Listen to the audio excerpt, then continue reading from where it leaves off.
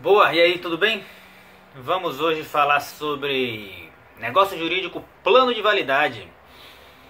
Como a gente sabe, só para situar, o negócio jurídico ele é baseado na teoria da escada ponteana. A gente tem um plano de existência, o plano de validade e o plano de eficácia. Fala em plano de validade, 2 segundos. Esse é, para mim, o melhor livro do Brasil sobre o tema. É importante que vocês leiam esse livro. Isso aqui vai lhe dar um diferencial muito grande na hora que você for aplicar os institutos do negócio jurídico. Beleza? Pois bem, dito isso, vamos lá começar. Plano de validade.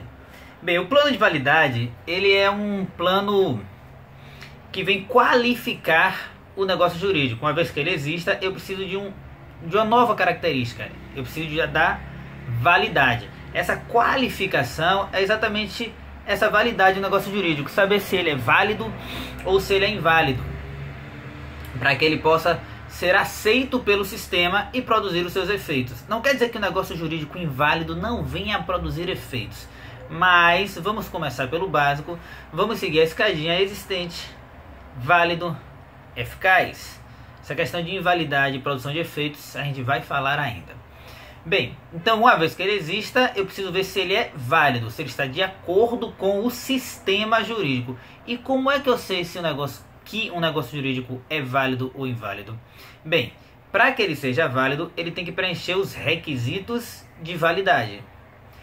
Quais são esses requisitos? Esses requisitos de validade, eles vêm previstos aqui no artigo 104 do Código Civil. O artigo 104 diz assim: a validade do negócio jurídico requer: inciso 1, agente capaz. Inciso 2, objeto lícito, possível, determinado ou determinável. E objeto 3, forma prescrita ou não defesa em lei. São só esses elementos? Não. Na verdade, são só esses requisitos? Não. Na verdade, os requisitos são 104 mais vontade. Eu tenho 4 requisitos de validade. O 104 mais vontade. Lembrar que a vontade, ela também faz parte dos requisitos de validade. A vontade, ela precisa ser livre e de boa fé. Então vamos lá. Quais são então os requisitos? 1. Agente capaz. 2. Objeto lícito, possível e determinado ou determinável. 3. Forma prescrita ou não defesa em lei. 4. Vontade livre e de boa fé. Alguns colocam vontade livre, consciente e de boa fé. Por que eu não boto o consciente? Porque consciência está ligada à voluntariedade, produção da própria vontade. E se não tem consciência, você tecnicamente não teria vontade. Então, vontade livre e de boa fé, eu acredito que seja a melhor classificação, com todo respeito aos que colocam aí consciência. Bem, primeiro, o agente, para produzir um negócio jurídico válido, ele tem que ser capaz. Não só capaz, ele tem que ser capaz e legítimo. Aí vamos lembrar alguns conceitos de Direito Civil 1, pessoas e bens. O que é um agente capaz? A capacidade, em regra, a gente adota o critério cronológico, se adquire com os 18 anos, ponto. E a gente vai se manter nisso aí, porque o foco aqui não é discutir todos os conceitos de capacidade. Bem, uma vez que se atinge essa idade, entende-se que o sujeito ele é capaz. Então ele pode celebrar negócios jurídicos sozinho. Ele pode celebrar os seus negócios jurídicos sem representação ou assistência. Além da capacidade, ele precisa ser legítimo, porque às vezes o sujeito ele é capaz, ele tem todos os requisitos para a produção de negócios jurídicos sozinho, mas ele não é legítimo, porque às vezes a lei pede um requisito a mais. São os casos das pessoas casadas, é o exemplo mais comum, em que determinados atos envolvendo imóveis não podem ser realizados sem a autorização do cônjuge. Então esse sujeito, uma vez que seja capaz e ele seja legítimo, a sua vontade, uma vez manifestada, produz negócio jurídico perfeitamente válido. Esses são conceitos que você já tem. A questão interessante aqui é que a lei ela vai falar sobre a questão da representação. Porque entenda o seguinte: só quem a princípio pode celebrar um negócio jurídico é o titular daquele direito. Então eu só posso dispor de um direito que eu tenho direito. Então eu só vou celebrar negócio jurídico se eu puder dispor disso. Eventualmente, permite-se que outra pessoa venha a celebrar esse negócio jurídico em meu nome, que é a figura da representação. E aqui a representação que a gente está falando não é a representação legal, não é aquela representação dos incapazes. É a representação convencional, é aquela que eu, capaz, escolho alguém para me representar. É o procurador, é o advogado, corretor de imóveis. Todos esses podem figurar como um representante. Então, uma vez que o sujeito escolhe alguém para lhe representar, esse representante vai realizar o negócio jurídico em nome do representado. E é perfeitamente válido, isso é entendido como agente capaz, porque a vontade do titular foi transferida para determinados negócios para o representante, e ele vai poder manifestar a vontade do representado de maneira válida e perfeitamente aceita pelo nosso sistema. Pois bem, o que acontece aqui? Às vezes eu escolhi um representante e não quis mais. Só que eu não quis mais e não informei aquelas pessoas que negociam comigo. É o que pode acontecer no caso da representação aparente ou representante aparente. Mas no seguinte caso, tem uma empresa que todo mês leva alimentos para minha fazenda. Eu tenho uma fazenda, então todo mês ela leva alimentos, matéria-prima, qualquer tipo. Todo dia 5 esse sujeito chega lá com a fardinha da empresa. Todo dia 15 ele aparece lá para pegar o dinheiro. Então ele deixa o material e no dia 15 ele pega o dinheiro. E ele faz isso lá há uns 3, 4 anos. Sempre o mesmo cara, sempre com a mesma fardinha. Um belo dia a empresa que ele representa termina a representação com ele. E termina lá no dia 12. Dia 12 do mês. Então ele já me entregou os materiais. Deixou de ser representante. Mas no dia 15 ainda assim ele foi lá na minha fazenda e foi recolher o dinheiro. E eu paguei. Eu dei o dinheiro para ele. Mas ele não era mais representante. A princípio eu dei o dinheiro para quem não tem direito a receber. Todavia, nesses casos em que existe uma aparência de representação, ou seja, em que existe um depósito de confiança legítima de aquele sujeito é sim o representante, nesses casos a lei entende por proteção ao sujeito de boa fé que esse negócio jurídico vai ser válido e o pagamento vai ser aceito. Aí cabe à empresa entrar com a medida de regresso contra o seu ex-representante. A segunda figura sobre representação, que é bem interessante, que vem no código, é a figura do autocontrato. Imagine o seguinte: você é milionário, né? Se formou em direito, começou a advogar, fez concurso, escolha a hora que você quis, se tornou milionário. E aí você tem uma casa de 5 milhões. Só que você está cansado, quer passar um mês na Europa, 6 meses na Europa. Porque quis passar 6 meses na Europa. Aí você pega, chama um amigo seu, que é corretor de imóveis, e fala: olha, eu quero vender a minha casa. Contrata ele. E vai embora. Então você foi lá e passou uma representação voluntária para esse sujeito. Esse sujeito, quando entra na casa, ele gosta da casa e fala: poxa, vou comprar. Ele pode comprar, porque entenda, se ele comprar, vai estar lá no contrato, do lado do vendedor, assinado por ele, e do lado do comprador, assinado por ele. Ele vai assinar os dois lados. Ele pode fazer isso? É possível o autocontrato? Se admite o autocontrato? Sim, com algumas ressalvas, mas sim.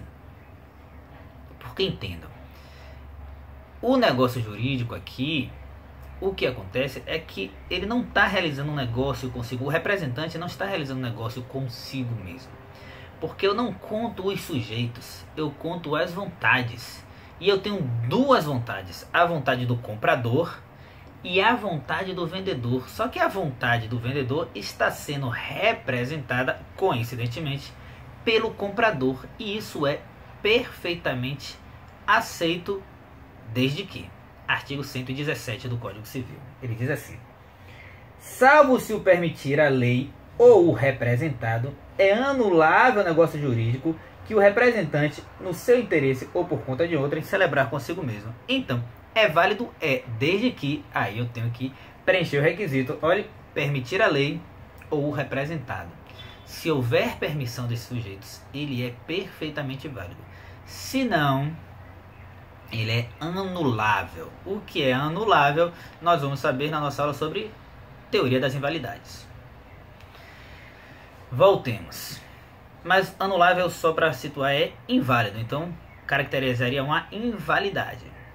Bem, preenchemos o primeiro elemento, agente capaz. Ótimo. Qual é o segundo? Objeto lícito, possível, determinado ou determinado. Todo negócio jurídico ele recai sobre um objeto. Até porque a gente falou isso quando falamos do plano de existência. Eu preciso de um objeto para existir. Quando eu falo objeto, cuidado, gente. Objeto não é um bem específico, concreto da vida. Não necessariamente. Pode ser também. Mas objeto está ligado no interesse. Um bem jurídico protegido. Então eu preciso recair sobre um objeto. Mas não é qualquer objeto. O objeto ele tem que ser lícito, ele tem que ser possível e ele tem que ser determinado ou determinável. Primeiro, ele tem que ser lícito. Quando eu falo que ele tem que ser lícito, ele tem que ser de acordo com as normas jurídicas. Então eu não posso fazer um contrato para matar alguém. Por quê? Porque matar alguém é ato ilícito, é crime, artigo 121 do Código Penal. Não posso. O objeto ele é ilícito, meu negócio jurídico é inválido. Além disso, ele tem que ser possível. Possível fisicamente, possível juridicamente. A possibilidade física, essa é fácil de visualizar. Eu não posso fazer um contrato sobre aquilo que é impossível de acontecer. Então, os exemplos mais comuns do livro. Se você colocar toda a água do oceano num copo, eu lhe dou 200 milhões. Então, ir até a lua e voltar a pé. Esses exemplos. Eles são fáceis de perceber. O que leva um pouquinho mais de dificuldade é entender o conceito de possibilidade jurídica. Alguns autores distinguem ilicitude de impossibilidade jurídica. Com todo respeito, eu não vejo uma relevância nessa distinção. Aquilo que é impossível juridicamente necessariamente vai ser ilícito. É a minha visão, até porque no plano prático a consequência é a mesma: invalidade. Não vejo uma relevância, mas alguns autores trazem e vamos falar um pouquinho dessa visão desses autores, que tem fundamento. Eu só não me filio a esse fundamento. A impossibilidade jurídica é aquilo que está fora do direito. É aquilo que eu não posso me relacionar. É aquilo que eu não posso ter um negócio jurídico sobre. Então, o exemplo mais comum são negócios jurídicos sobre coisas fora do comércio. Então, eu vou fazer uma compra e venda de um bem de uso comum do povo. Não pode. A distinção seria mais ou menos essa. Um é contrário ao direito, ilicitude. O outro é fora do direito. É porque no plano prático a solução é a mesma. Pois bem, essa é a distinção que eles trazem na boa parte dos doutrinadores. Por fim, eu tenho a questão da determinabilidade. O objeto ele tem que ser determinado ou determinável. Isso quer dizer que em algum momento eu tenho que saber sobre o que recai a minha relação jurídica. Não pode ficar solta no ar. Eu faço uma relação jurídica com você sobre o nada, sobre algo que eu não consigo individualizar. Isso não pode acontecer. Então o objeto tem que ser determinado ou determinável. A questão dessa determinabilidade é que essa indeterminabilidade tem que ser uma indeterminabilidade relativa. Ele é indeterminável, mas ele pode ser determinado. Porque se ele for uma indeterminabilidade absoluta, eu nunca vou conseguir determinar ele e eu nunca vou saber sobre o que recai a minha relação jurídica. Então, exemplo de determinabilidade relativa. Eu faço um contrato com vocês para comprar 10 sacas de feijão. A princípio ele é determinável. Eu não sei quais são as 10 sacas, ela não está determinada, mas ela é determinável. Eu tenho elementos para poder separar a coisa no momento do cumprimento dessa relação, nesse caso de uma obrigação, do cumprimento dessa obrigação. Então eu tenho que ter pelo menos elementos básicos para que eu consiga individualizar a coisa no momento do cumprimento. Uma indeterminabilidade absoluta gera, obviamente, uma invalidade no meu negócio jurídico. Beleza. Como último elemento, eu tenho a forma adequada, que a lei me diz como forma prescrita ou não defesa em lei. Não defesa é não proibido, que aparece o nome defesa e muitas vezes a gente não sabe. A regra é que os negócios jurídicos eles sejam de forma livre. Posso celebrar meu negócio jurídico da forma que eu achar mais conveniente.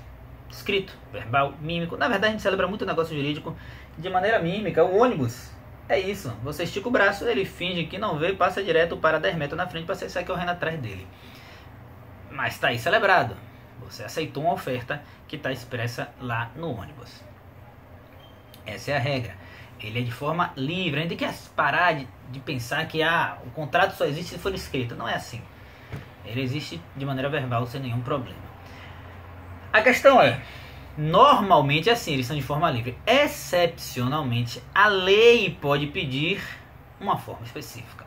Então, nesses casos, o contrato será solene ou formal. Maria Helena Diniz, ela faz a diferença entre solenidade e formalidade, mas é algo muito minoritário.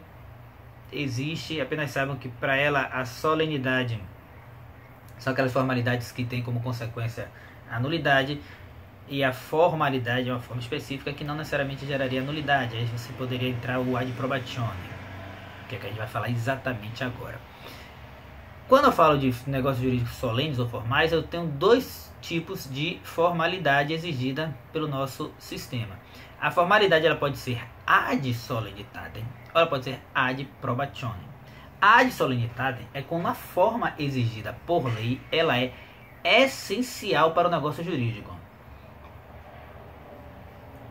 Isso quer dizer o quê? Que nesses casos a forma é da essência do ato. E uma vez que essa formalidade não seja cumprida, gera nulidade. Já a de probatione é aquela que a forma ela é essencial para a prova do ato, não para a essência do ato. O ato existe sem a forma, mas ele só pode ser provado por uma determinada forma. Esse ad probatione, ele não está em uso mais. No nosso Código Civil nós temos o exemplo do artigo 227, que negócios jurídicos com salários cujo objeto tivesse valores acima de 10 salários mínimos deveria necessariamente ter início de prova escrita. Ele foi revogado. Então, atualmente, esse ad probatione ele já não tem utilidade. Mas a de solenitatem tem. Nós temos transmissão de negócios jurídicos que tenham como objeto imóveis acima de 30 salários mínimos. Ele necessariamente tem que ser por escritura pública. Senão, o negócio jurídico ele é inválido. Tranquilo? Então essa é a diferença entre ad solenitatem e ad probatione. Vamos para o último elemento, que é a formalidade. Desculpe, que é a vontade. Eu já estou voltando para a formalidade, que é a vontade. O último elemento é a vontade. Vontade livre e de boa fé. Para que eu possa ter um negócio jurídico, eu tenho que manifestar essa vontade. O negócio jurídico é a manifestação de vontade apta a criar, modificar ou extinguir efeitos jurídicos. Então eu tenho que ter vontade. Para alguns autores, não vontade, ou manifestação de vontade. Que a vontade presa na sua cabeça não vale de nada. É uma distinção válida. Para que eu tenha um negócio jurídico, eu tenho que ter uma manifestação de vontade. E não é qualquer vontade. É uma vontade livre e de boa fé. Por que livre? Que a vontade que é coagida, a vontade que tem vícios, ela gera a anulabilidade do meu negócio jurídico. A gente vai falar sobre isso, sobre essa vontade com vícios, quando a gente fala de defeitos no negócio jurídico. A lei traz alguns defeitos: erro, dolo, coação, estado de perigo, lesão, fraude contra credores. Para alguns, simulação, mas essa é uma distinção que a gente ainda vai falar.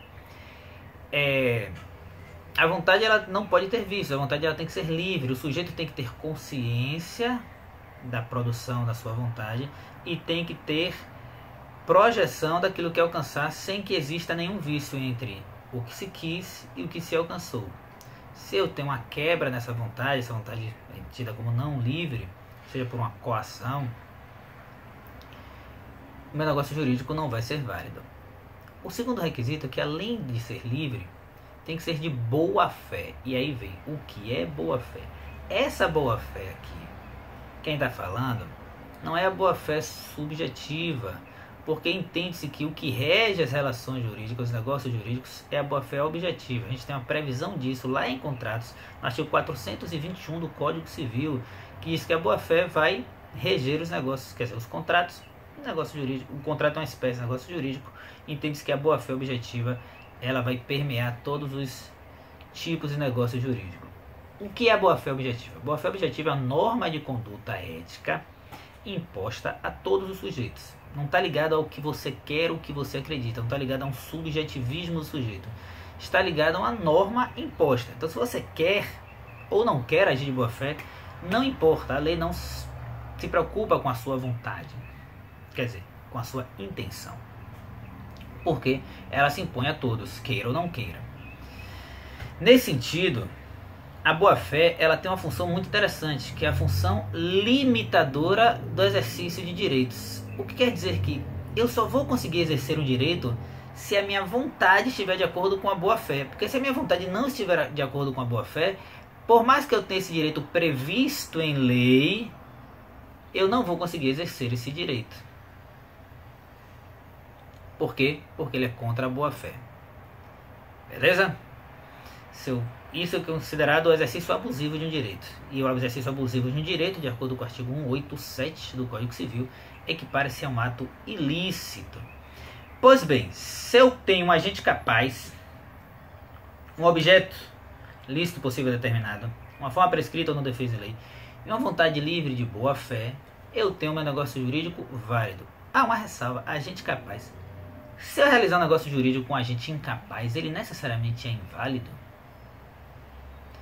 Um menino de 5 anos de idade que celebra um negócio jurídico é inválido? A gente tem que tomar cuidado com uma coisa. A regra é que a vontade do incapaz não seja aceita juridicamente, a não ser que seja suprida por representação ou assistência. Só que, lembre-se que o nosso direito civil ele é repersonalizado. Os valores existenciais são superiores aos valores patrimoniais. Então a manifestação de vontade que venha a proteger um valor existencial tem que ser aceita.